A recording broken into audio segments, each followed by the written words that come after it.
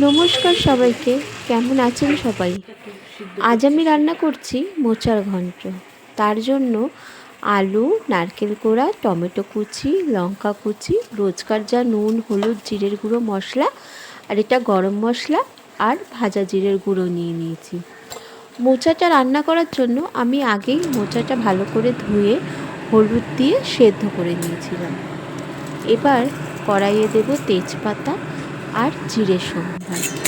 মোচার যে সেদ্ধ করা জলটা আমি কিন্তু ফেলবো না, ওটাতেই আমি রান্না করব। কারণ সেদ্ধ করা জলটা ফেলে দিলে তার উপকারটা চলে যায়, তাই আমি ওই জলটা দিয়েই মোচাটা পুরো রান্না করব। এবার আলুগুলো কড়াইয়ে দিয়ে ভালো করে আমি ভেজে নেব। আলুগুলো ভাজা হয়ে গেলে ওর উপর দিয়ে দেব টমেটো কুচি, কাঁচা লঙ্কা কুচি। দেখুন আলুগুলো কিন্তু ভালো করে আমার ভাজা হয়ে গেছে। এরপর আমি টমেটো, কাঁচা লঙ্কা দিয়ে আর একবার একটু নাড়াচাড়া করে একটু জল দেবো। হ্যাঁ, আপনারা কে কেমনভাবে মোচা রান্না করেন আমাকে কিন্তু বলবেন। আমি এইভাবেই নিরামিষটা রান্না করি। হ্যাঁ, এর মধ্যে একটু ছোলা সেদ্ধ করেও দেওয়া যেত, কিন্তু আমি না একদম ভুলে গেছি ছোলাটা দিতে। আর চিংড়ি মাছ দিয়ে করলে তো তার তো আলাদাই স্বাদ হবে। এরপর দিয়ে দিলাম নুন, হলুদ, জিরের গুঁড়ো। আজকে যেহেতু শনিবার, নিরামিষই রান্না, আমার না নিরামিষের মশলার পাত্র দিয়ে সব মশলাগুলো শেষ হয়ে গিয়েছিল, তাই এইভাবে দিচ্ছি।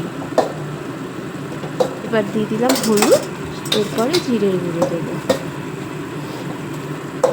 আপনাদের আমার ভিডিওগুলো কেমন লাগছে আমাকে জানাবেন। যদি কিছু ভুল করি, মানে রান্নায় যদি আমি ঠিক না করতে পারি, আমাকে অবশ্যই বলবেন, আমি পরের দিন সেইভাবে করার চেষ্টা করব। এবার দিয়ে দিলাম ভাজা জিরের গুঁড়ো। আর হ্যাঁ, এই রান্নাটায় অবশ্যই আমি আবার গুড় ব্যবহার করেছি, চিনি দিইনি। মশলাটা ভালো করে সাঁতলানো হয়ে গেলে আমি এর উপর দিয়ে দেবো ওই জল সমেত মোচাটা।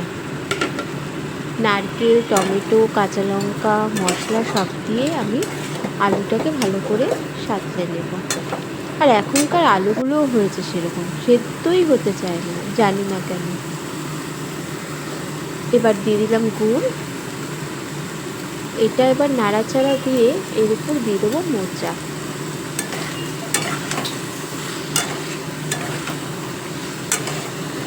ব্যাস, এবার মোচা দিয়ে খানিকক্ষণ ঢেকে রাখবো। দেখুন আমি কিন্তু পুরো ওই জলগুলো দিয়ে দিলাম, কারণ এক্সট্রা এর মধ্যে আর জল দেবো না, ওই জলটা দিয়েই আমি রান্না করব। এমনিতে তো মোচাটা সেদ্ধ করাই ছিল, শুধু আলুগুলো সেদ্ধ করার জন্য খানিকটা জল দিতে হয়, তো আমি ওই মোচা সেদ্ধ করার জলটাই দিই। ঢেকে রাখবো খানিকক্ষণ। দেখুন মোচাটা কিন্তু আমার প্রায় হয়ে গেছে। এবার এর উপর দেবো আমি গরম মশলা আর ঘি। ব্যাস, তাহলেই মোচা রান্না কমপ্লিট।